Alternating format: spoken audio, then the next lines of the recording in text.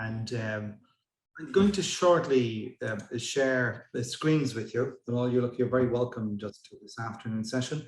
We will have you out certainly within the hour. Hopefully we'll have a little bit of lively discussion about the whole concept of outsourcing, etc. And I will introduce you to our guest speakers later on. Okay. In terms of outsourcing, I will kick off just with a few kind of thought provokers for a couple of minutes, maybe about outsourcing, our experience of outsourcing. And look, I've been quite a fan of outsourcing over quite a period of time. I'm going to share screen with you now, if I can get my share screen. Now, do you see something that says outsourcing on it? Gwen? Yes, PJ. Great, okay. Okay, look, what is outsourcing? It's either, well, you can do stuff yourself or you can delegate it, you know, internally if you've got people, or you can have done by outsiders. Now, what are you really doing when you say done by outsiders? When you're truly outsourcing, you're letting outsiders actually own and manage and administer, you know, whatever that process or activity is. And now we're all familiar with lots of the long-standing things that you would automatically outsource. You know, in the back office, your IT services, security services, accounting, payroll. And I suppose one of the points we'd like to make here that outsourcing can be for everybody, irrespective of the size of your business. Traditionally, it's been in the realm of the larger businesses. So it's not just the website and stuff, even though we're going to touch maybe some of that. A little bit of history.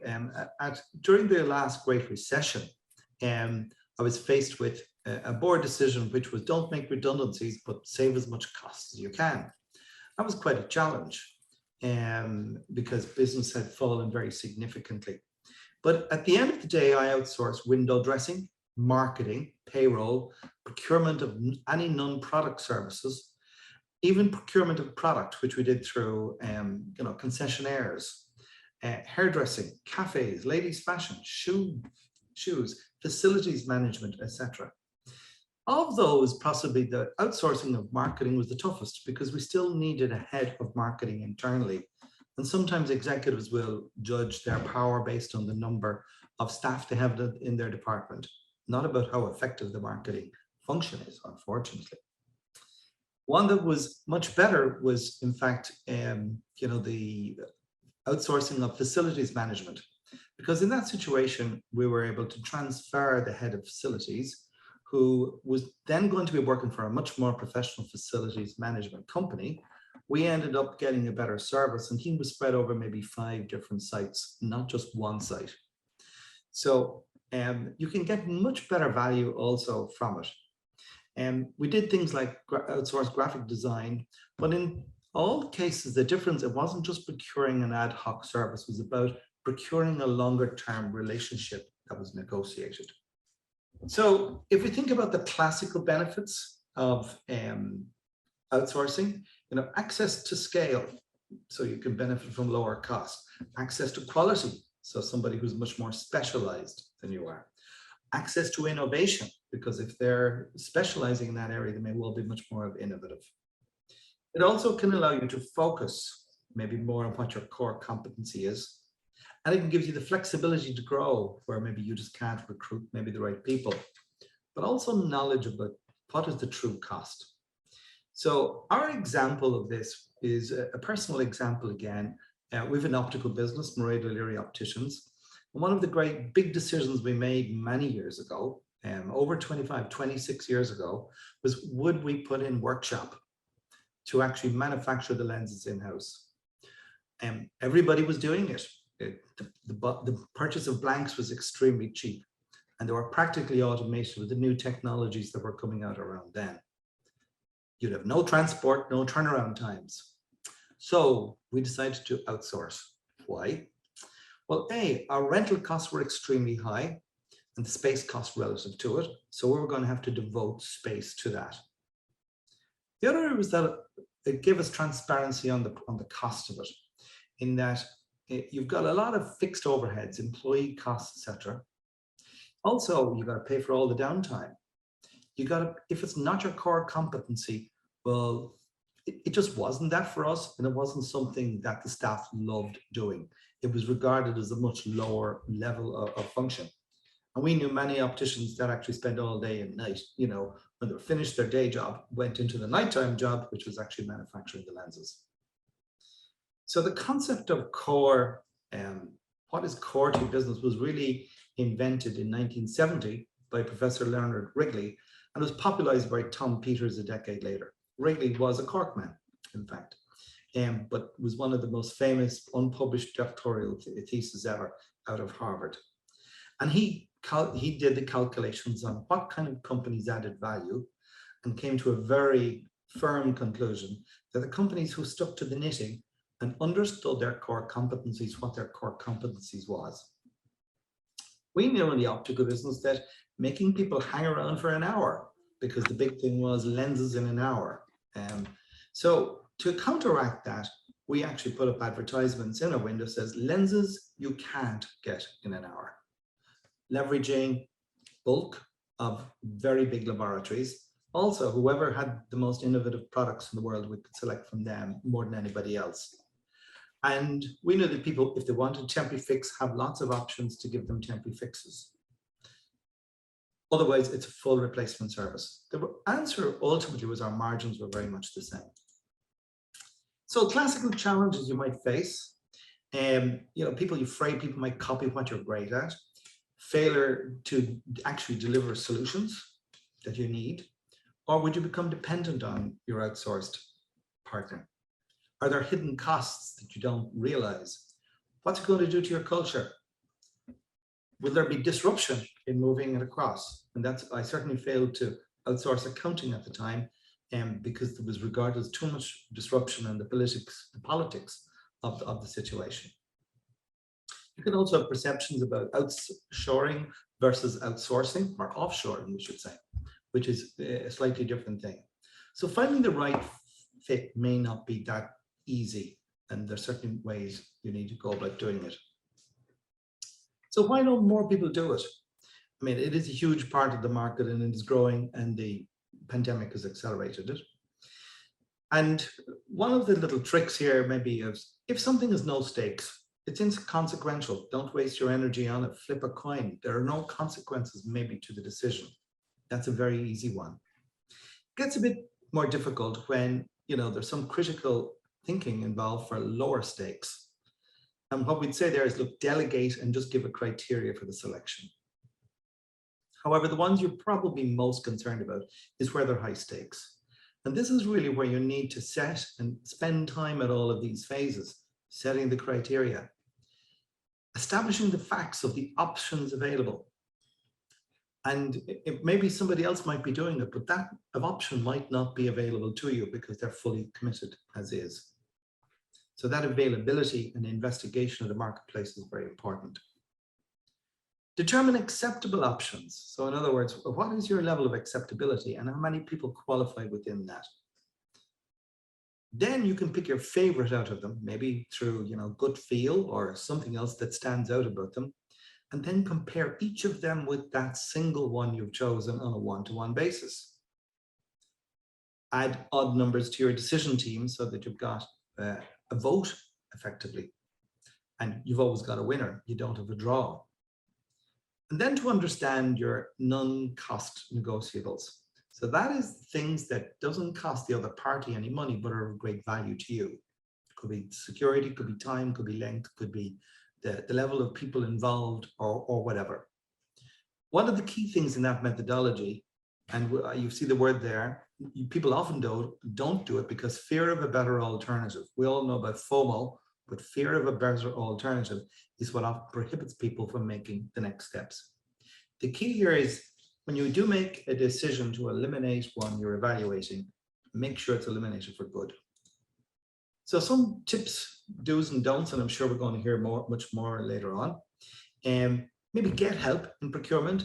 I certainly found that a decade ago that having a specialist procurement person to help me outsource was a huge advantage.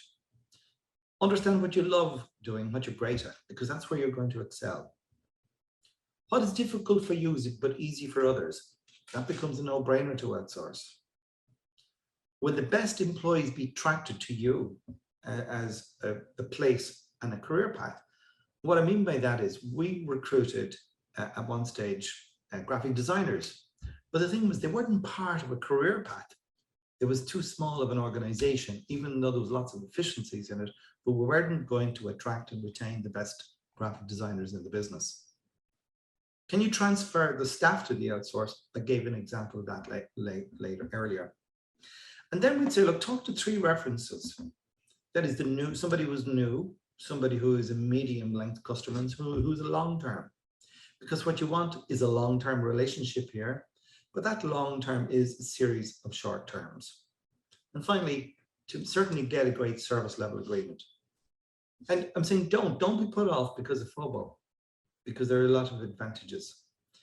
Don't assume nobody else can do it. We see that with members all the time. I thought of myself in relation to outsourcing, doing the windows. Think about it as just as saving money, because there's a lot more where it can give you strategic advantage. And don't think you can stay ahead of all of the regulations. Hopefully Jerome will join us, and particularly in the outsourcing, the HR side, that would be most important to stay ahead of the regulations in that. Also, don't manage inputs. One of the things we hear from people who do a lot of outsourcing, which is that they are really caught up in managing the inputs and the micro, when one should be managing the outputs and the service levels. And then include your team in the decision. Most important. So just some of the platforms that are out there for small businesses that can go on to and some of these are actually used by some significant companies. So Upwork at a 3% charge, they're generally serving larger customers, and they're doing about $1 billion of deals are going through them every year. Fiverr is very much in the digital marketing space, doing 190 million of deals. 99 Designs, it's in the graphics design market, and certainly you know that we've used them in TAB several times for evaluating different logos for kind of sub-projects, not for the big project. You can have Writers Access, another one, which is for content writing, or Freelancer, logos, websites, development. A lot of them, the digital media that has moved on this way. But if you look at local players, Accenture, which is really about outsourcing large-scale changes in organizations. Immedius will do Payroll International, Perigord, digital supplying in the pharma industry. And you've got a number of them there. You see the second group are all TAB members, are well known to TAB. MBSL, in fact, do all our own accounting and finance outsourced, and that's for the optical business and for TAB. Big Picture Marketing, we have Sarah here with us, and HR Duo for outsourcing your HR function. And of course, we've Stephen Galvin here today from Radium IT and Security. So just to introduce, Jerome is coming in now. So just in time, Jerome, for our introductions. As I said, the 3 things that all of our guest speakers today have in common: they're all well known to TAB, and they're also one of those great executives of big brands we know. They're entrepreneurial flair for a moment, and then they went out alone, and you could say they're paying the price for it every day since. But they all compete with the FOBO, which is the fear of the better alternative. Stephen is a complete outsourced solution for Stephen Galvin for the SME IT industry and security services, and tending more for the medium-sized businesses, and they have amazing analytics on their servers, etc. Sarah Staunton has been a long-term TAB member, Big Picture Marketing, working with brands from small to big, and the focus on technology and sales and marketing automation and net promoter score technologies. And that's something we outsourced to Sarah in the optical business, I would say maybe 4 years ago. And it was probably one of the best returns of investment that we got, in fact. And Jerome, who has joined us, is CEO of HR Duo, which is very much around the automated know-how that keeps you out of trouble and ahead of the game in your HR function. They're very much for mid-sized companies, both locally and now internationally. And I'm going through that process myself at the moment as I onboard the HR Duo function. And it really is, it gives me comfort to know that there's somebody out there protecting yourself. And I would say in some ways we can all bury our heads in the sand and think that we are compliant with everything until there's a problem. But you know, you can have exposures running you just don't know about. We're now going to move into our question and answers phase. And I'll stop sharing screen with you at the moment. I'm just going to open up my screens here that I see kind of more people, and I need to see, can I put Jerome on the top screen as well? Jerome, good to see you. So we're going to just move to our questions and answer phase. Sarah, I'm going to start off with you, maybe just to introduce your business, very briefly what you do. I know I've given a flavor, but it's always best coming from the horse's mouth as such. I'm going to see there's a compliment in there that horses are beautiful creatures and they move very fast. Thanks, PJ. I'm Sarah. I run a company called Big Picture Marketing. We are an outsourced marketing company. We specialize in customer feedback systems and in marketing automation. What we've seen more and more with clients is the need for them to innovate and to have the right tools to be able to perform their marketing function effectively and get a return on their investment without, you know, leakage everywhere and without additional stress that comes with having to use multiple platforms that may or may not do the same thing and may or may not deliver for them. And most importantly, to be able to measure and evaluate what their return on investment is on their marketing function as a whole. Great. Okay, Stephen, if you might just introduce your business as well. Of course. Thank you, PJ. So I'm Stephen Galvin from Radium Technologies. We're an IT service provider based in Dublin, and we provide managed IT services, outsourced managed IT services to small and medium-sized companies, as PJ said, leaning more towards the medium-sized companies between, we say anywhere between 5 and 150 employees. So the types of services that we provide are a help desk, which is where people report day-to-day issues. We have resources available to deal with any technical issue within a company that might crop up. So you can't open my Outlook, you know, my internet's down, my server's not performing, all of those day-to-day issues. We deal with through the help desk. Very fast response times. Our response times at the moment are about 10 minutes. So that's kind of like the bread and butter of Radium, what we do in terms of technical support. We also provide a suite of management services, 24/7 monitoring on critical infrastructure, IT management, license management, you know, all the bits and pieces that you know, that sit there, take up time in organizations. So we assume that responsibility for our clients, taking all of that time and responsibility away from them. We provide managed cybersecurity services, so we're you know, watching for breaches. We're doing vulnerability management, discovering vulnerabilities in organizations and their environments, and mitigating those vulnerabilities via patching or updates or whatever it may be. The ICT financial management side of things as well. We also, you know, if an organization wants us to assume that responsibility, we can, in that they might have tons of IT bills coming in from all over the place, you know, their Dropbox, their Adobe, their backups, their broadband, you know, they might be paying Microsoft directly for their Office 365 licenses, whatever it is. We'll take all of that. We'll work with the vendors, Microsoft and whoever it is, and we'll issue our client one bill, and it will have all of their IT spend on that bill. So in that respect, it really helps, you know, give a clear picture to the customer what their IT spend is, and it just takes time. Give them time back, you know, they're not managing all sorts of different invoices and all of that. So that's financial management. We sell hardware as well. We basically manage everything. You know, if our clients don't have to think about IT. They just think we'll go to Radium, they look after their IT. Great. Okay, Stephen, thank you very much there, making the complex simple and stress-free and making things easy for people. Jerome, could you introduce HR Duo? Hello, everybody. Welcome to Duchopton, County Meath, where there are waterworks going on at the moment. And I spent the first 15 minutes of this meeting sitting in my car waiting for the guy with the stop sign to turn it to a go sign. So anyway, I'm here now. We're in the HR outsourcing business for a good few years at this stage.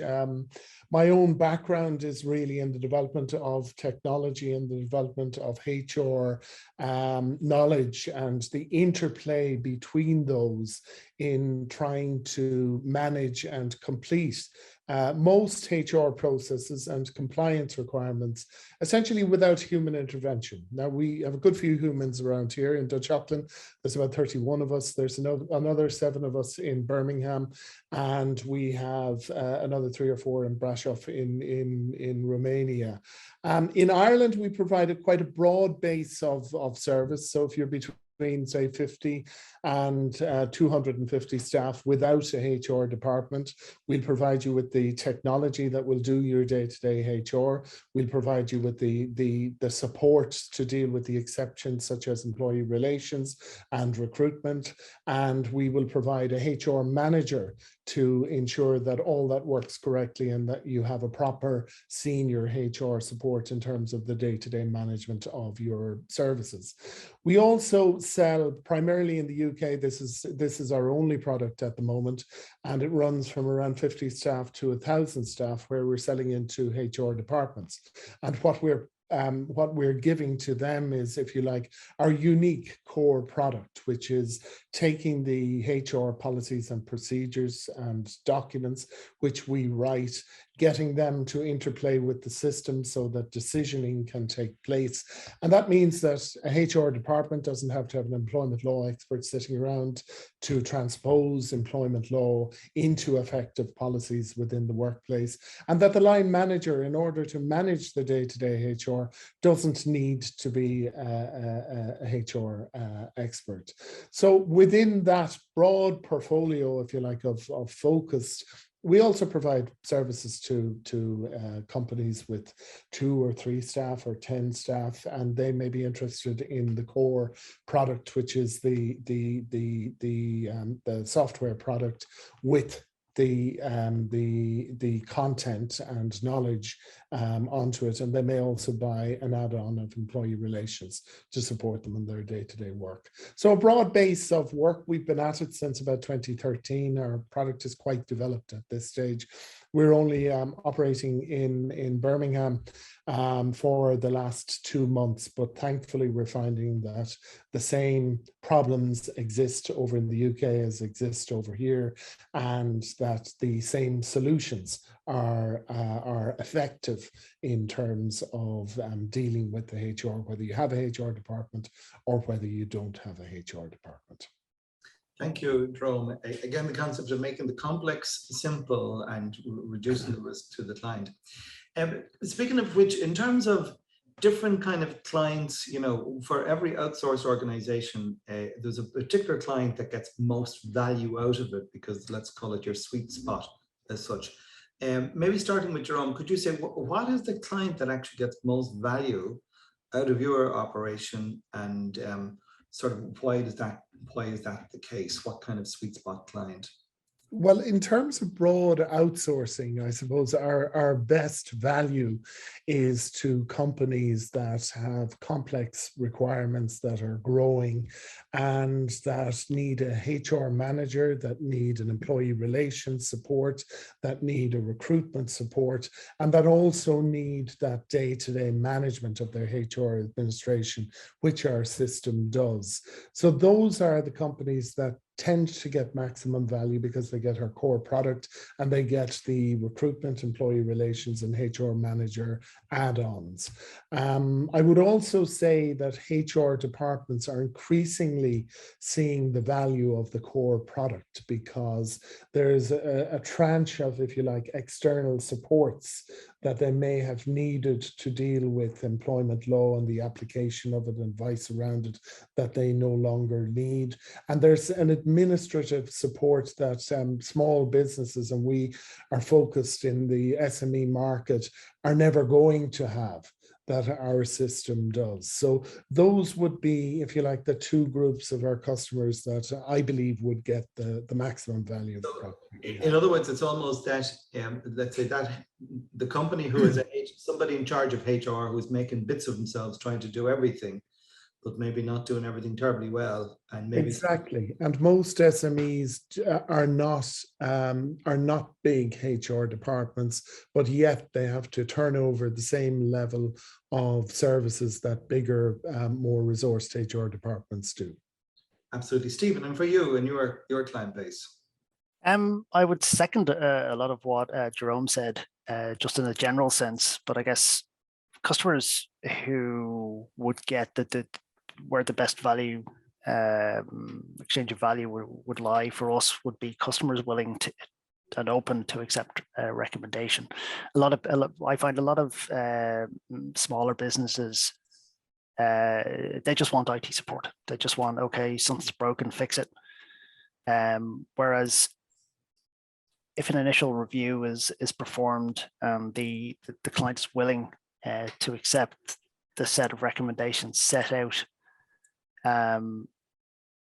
invest in that, and allow us to deliver a solution that will leave them in a much better position. I think that's where the real value is for both of us, because it means less support time spent for us, less headaches for the customer. The customer isn't, trying to juggle a load of old hardware. There's Windows Server sitting in their comms room. It's kind of on its last legs. There might be a couple of failed disks, and they're just like, oh, some companies are like, if it breaks, sort it out for me. But we don't work that way. We make a set of recommendations. If the customer is willing to invest in those recommendations, then it works very well for both parties. So it's a bit like somebody comes to Jerome with a problem that because they haven't had a policy in the first place, there's a big mop-up exercise to do. Whereas if they had the policy in the first place, yes, they're home and dry, and people don't quite see that. Very good, excellent.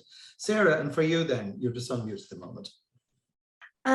For us, the primary driver with the sweet spot client would be someone who's truly customer focused, that they are open to innovation, that the business is set up for growth, and that there's a growth mindset, looking strategically really towards long-term sustainable growth, as well as having the eye to the short-term wins.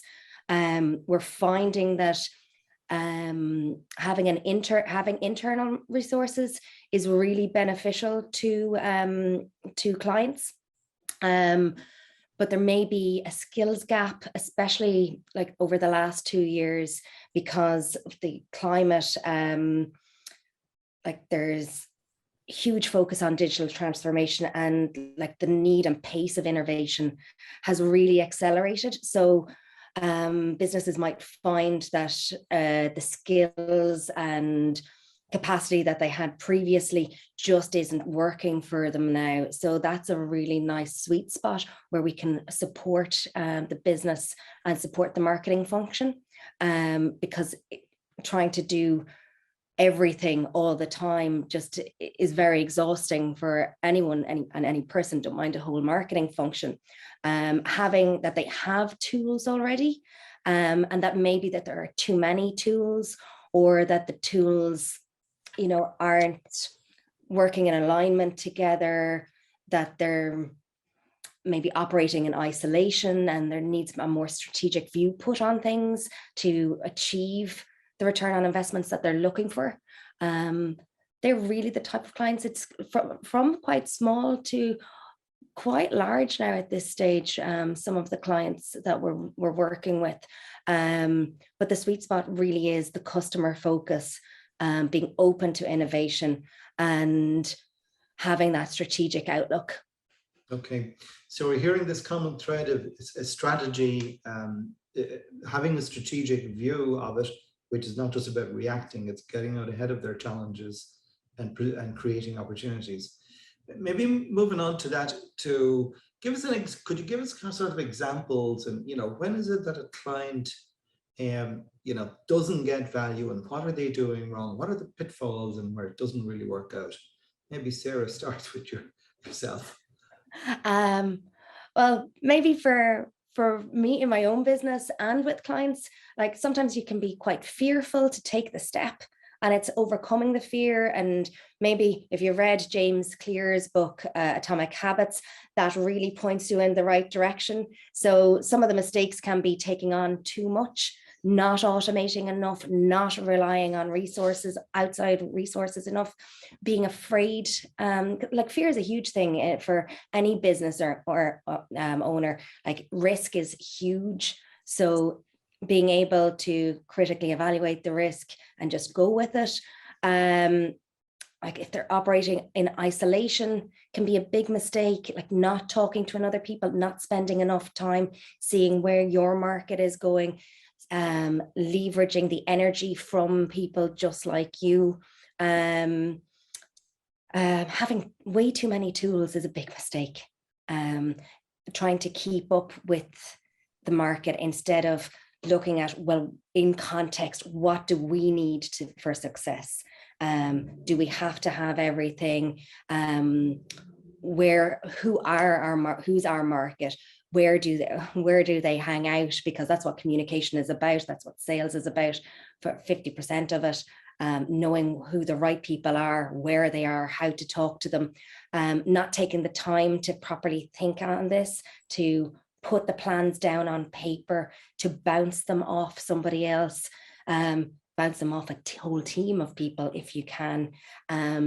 Outside input, I think, is really valuable in stopping mistakes before they start, because that is the best place to have a mistake before you make it. Does that give a kind of an insight of? Yeah, so what I'm hearing there is that it's businesses who are inward looking rather than outward looking, that are trying to solve all their problems with a whole bundle of tools without sort of an external governance almost to see that they're doing the right thing, and as a result using too much tools and spending energy in the wrong direction, doing the wrong things, that sort of thing. Exactly, like there's so much noise coming at us on every level, whether it's personal or professional. There's so much information coming at us in so many different ways. Navigating the noise. Exactly, and there's so many people who have a take on it, or a take on what might be useful for you, but having the time to spend to critically evaluate things, to not, to have a deeper dive and the understanding as to what you're looking at, like that can be really beneficial in preventing big mistakes. And Stephen, then for you, let's say again, the customers that really, the things that they do wrong, the mistakes they make that undermines value, what kind of things? So I've certainly come across quite a few of those in my industry, and specifically, they undermine themselves, or they undermine the I guess the wealth of information that we bring to the table in terms of the direction that they should take with their IT. So they shoot themselves in the foot in that regard, specifically not following recommendations. When we're onboarding a new customer, we'll look at what they have. If it's not fit for purpose, we're going to tell them. We're going to say, look, what Sarah was talking about there, and evaluating the risk, which is key. In our industry, evaluating that risk would be what does the customer have? An example would be, I went into a shop fitter company, maybe 18 to 20 people, and their whole infrastructure was hanging on by a thread. They had a server that had one disk, no redundancy built into the network. I looked at that and I said, this is going to be a nightmare. This is going to cost me a fortune, So in that respect, I had to, very openly tell the client that this is a risk to us, it's a risk to you. Set out the steps that you need to follow in order to put yourself in a better position. When you do this, it's going to be less of a headache for you in the short and long term, and for us.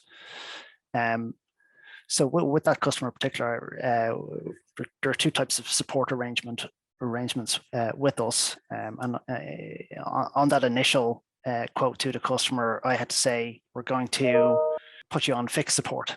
So we're going to say, we'll give you all of the management services as part of the offering, but in terms of end user support, or infrastructure support, we're going to limit that to 3 hours until you implement the changes that we're recommending, and we'll review it thereafter. So to get back to the original question, it really is around that set of recommendations. You have to evaluate the risk. What are you taking on? You have to recognize what the type of risk you're assuming, and you have to be able to clearly translate that to the customer. Very good. And Jerome, again, the same kind of question for yourself. What's the kind of things that really undermines the client getting value? Yeah, it's a very good question, PJ. What we've learned over the years is that it's not up to us to tell a client what they need to do in order to take up the service. It's up to us to get into where they are at this moment in time, because they're all at different places. So while we're prepared to move into spaces where we develop a better understanding of what the client's needs are, occasionally a client will try and second guess things that we bring in terms of authority and knowledge and expertise, and may believe we're overemphasizing the importance of a contracts procedure, or the size of a particular contract, or a policy and procedure, and the size of those particular contracts are.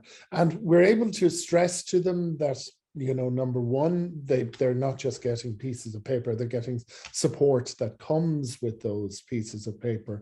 But we do need to stress how important that these foundations are, and that they do give flexibility and options later on, particularly when there is a problem or where difficulties arise. So that's the single area where we're onboarding a new client, and where there may be a discussion between us in terms of the authority and expertise that we're offering them in this particular area, and that in not taking on board can significantly undermine the value in that we're offering them, because at a later stage we're picking up and trying to support them on an inadequate foundation, and that usually gives rise to costs. So it's kind of a failure. I think when we heard the common thing there is failure to take advice from some of the experts, and it's almost a kind of rule out those lines. As you talk about the onboarding, we usually get around them, PJ.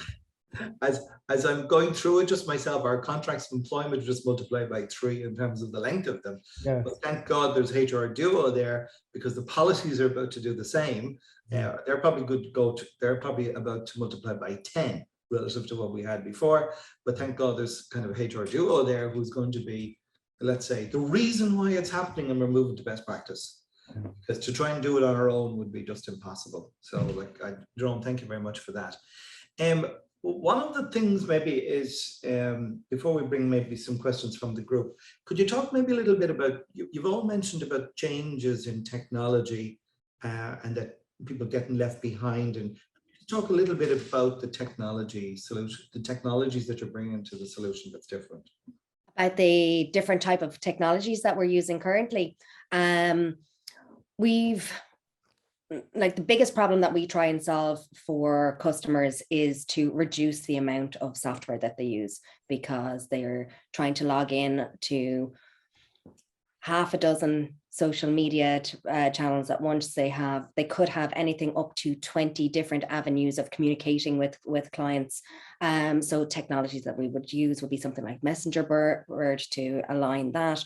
We use a technology that's, if anyone is familiar with HubSpot, it's that level of marketing and sales automation software. But we use SharpSpring, which is an equivalent, a competitor of theirs, but it's a much more cost-effective and very easy to use tool. It's got different add-ons. It's really great for all sizes of businesses, because when it's out of the box, you get access to all areas of it. It doesn't, regardless of your subscription level and your usage level, you can use the whole thing, which I find really important for businesses that are setting foundations for growth. So they have access to all the tools that they need to grow without paying the high price initially. And obviously, as their usage grows, then maybe the costs increase incrementally, but not massively, and not anywhere near the scale of some of the other softwares that do the same thing. So stuff Promoter.io, it has been a little gem that we've been using for quite a number of years. It is incredibly solid. Medallia have now come out with a new offering that takes it offers a different type of automation and AI in it. Like, AI in software has become so much more advanced in the last 12 months, 24 months, regardless of the last 5 years. Like, the innovation has been huge, and the value that businesses can have at the moment is huge compared to what they would have paid even 2 years ago. Like, the subscription rates are dropping. Technology, and really high level technology, is much more accessible. Whatever your problem is, there is a software solution for it. It's just finding the right one in the noise. Okay. And Stephen, how are you using technology yourselves to innovate what you do? So technology has come on in leaps and bounds over the duration of my career, in managed services. Even since the late 2000s, it's improved considerably throughout the country. I remember in 2007, 2009, the broadband connections even just being absolutely atrocious, and trying to deliver, remote technical support was very difficult back then. So I guess that's not necessarily something that we're doing, but certainly an improvement in general. That broadband standards has improved. But I guess what we're doing is that we try to streamline everything to make things as seamless as possible for our clients in everything we do. So for things like remote support, where we're engaging with our customers to deliver a problem to a technical solution, that's pretty much instant in terms of the process. So I recall many years ago, there was certain companies I worked with that had a process whereby, something's broken, call them, they have to go through a process of, issuing a PIN, having a conversation about it, waiting to connect. We don't use that. We use a custom agent where we're just on the computer, on the machine with the customer. And we can work, as soon as the problem arises, we're nearly on the machine working with the customer. That's for customer facing issues. For stuff that the customer doesn't necessarily see, we use automation quite a bit. So where we can use automation, it will be used, whether that be developing custom PowerShell scripts or leveraging a management solution to push out scripts to devices across our whole customer base. So automation is key in what we do. Anything that's repetitive, we look at it, we try to automate it. That frees up our time, leaves us more time to dedicate to new issues that might crop up that can't be automated with customers. Transparency is a great thing with technology as well, and that we can real time, we can give our customers visibility into what we're doing for them. So they can go to our website, they can log into their customer portal, and they can see where time has been being spent. They can see trends of activities, patterns that exist within technical requests that they may have placed with us, or they have placed with us. So we're using all of that to not only better ourselves, feed more information to ourselves, but also be transparent and give that information to the customer. Yeah. And Jerome, in terms of, like, we're all familiar with some levels of HR systems, but yours tries to automate a bit more, use technology a little bit different. Could you just kind of give us examples of how it's meaningful to a customer?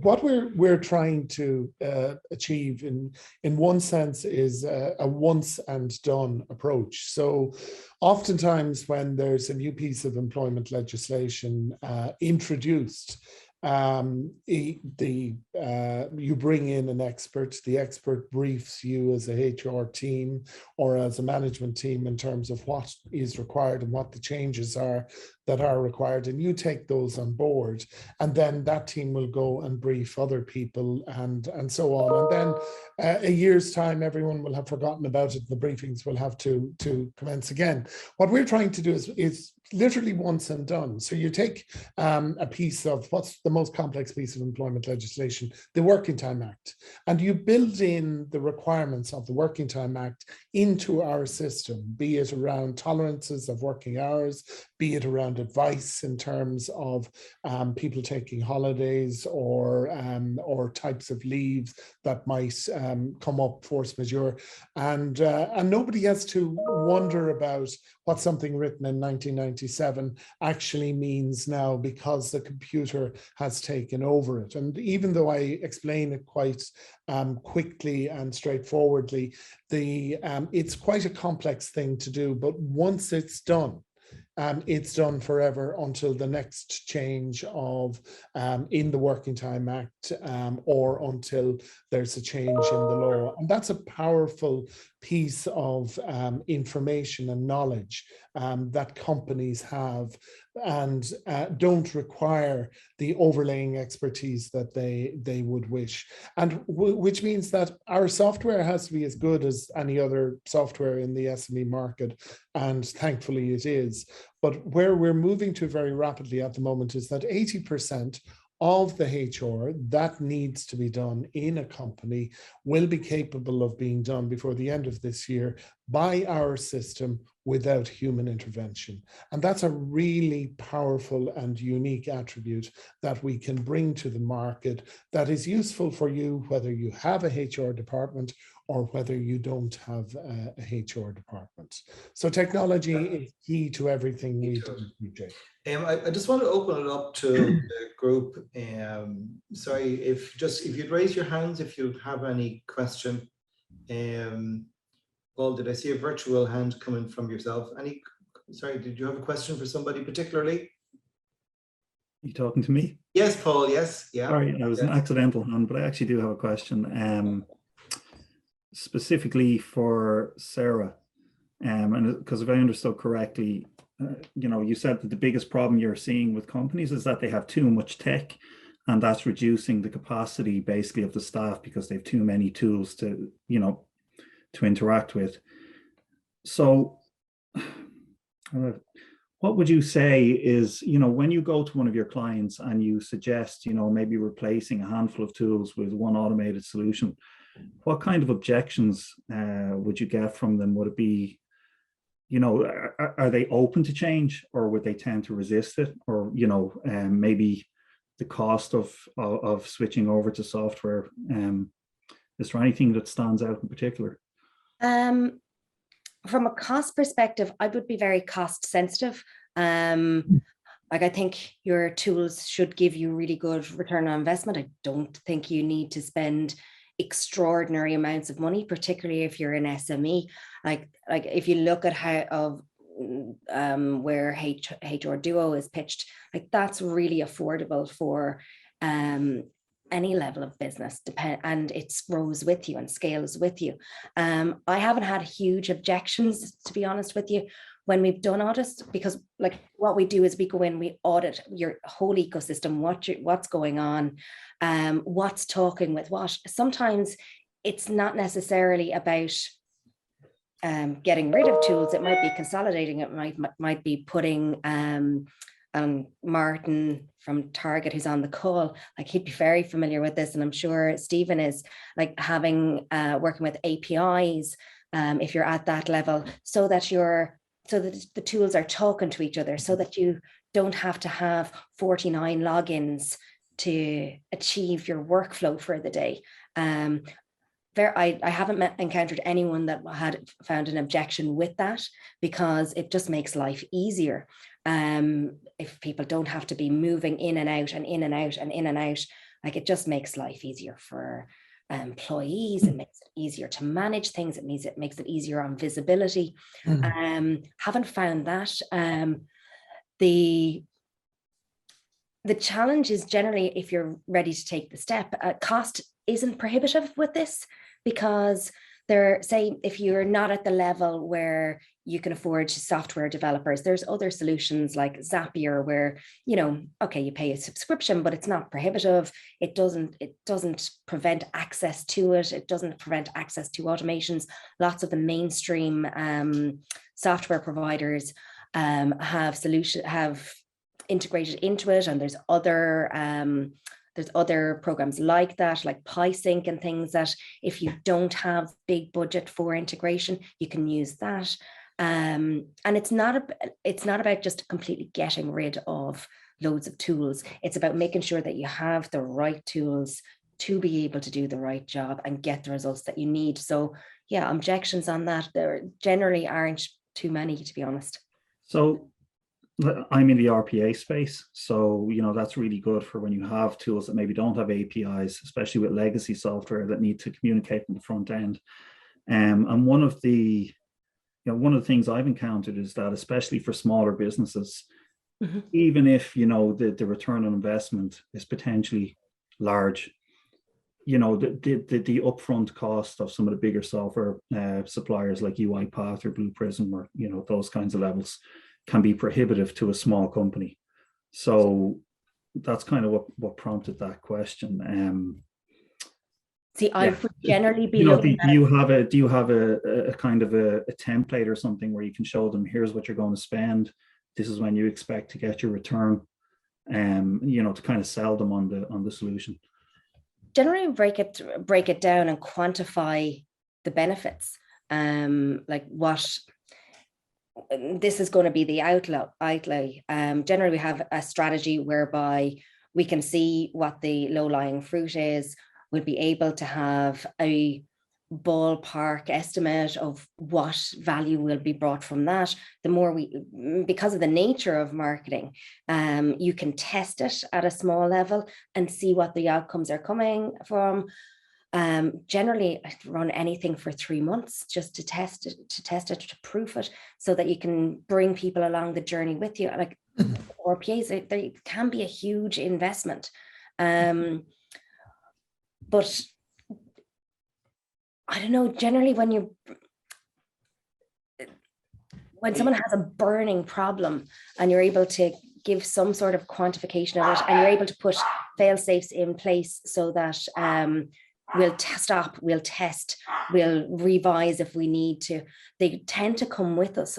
That's been our experience so far. So I don't know, hog the board. Just one more question on that. When you said when they tend to have a burning problem, how do you find those clients? Do they come to you, or do you have a way of finding clients who have a burning? Do you have some strategy for finding them? I wish I had a magic wand. I don't. What I do have found is that I've been really lucky in that I've gotten clients that I've worked with have have referred me. TAB has been incredibly supportive of me throughout and of the business throughout our relationship. We've been able to give back to other members have supported us, and we've been able to do proof pointing and establish the track record. Don't get me wrong, like we've failed like beautifully at different times, but we've failed small. I'll have one more question very quickly from Martin, because we do need to wrap up on 2. So Martin. Yeah, I just actually wanted to touch on Paul's comment there, just how do you identify those clients. We have found in target integration a good way for identifying those clients, and that's by simply bringing these topics up in webinars. So finding a problem, a common problem that you find with lots of your customers, and then maybe, you know, advertising that as a webinar for a couple of weeks, and then just, you know, maybe getting one of those clients to speak about that on the webinar and how we dealt with that process and how we got to all the problems. I think that's a good way of finding a couple of clients. So hopefully that little nugget helps you. Excellent. Thank you. Great. Okay. Thanks, Well, thank you very much. It wasn't a question, it was a solution, which was great at this time because we're at 14:59. It just remains for me to thank Jerome, Stephen and Sarah, particularly for making themselves vulnerable and open here. And it certainly struck me that the amount of change has happened in the last 2 years. We're starting to see that now coming through between automation and all of those things. We will have a recording on this because I know a few people, with a number of requests for people who couldn't come but did want to see the recording of it. So look, thank you very much, and we'll hope to see you maybe next month for our one on automation. In fact, okay, take care. Thanks, guys. Thanks, everyone. Thanks, Bye-bye. PJ. Take care. Cheers, everybody. Bye.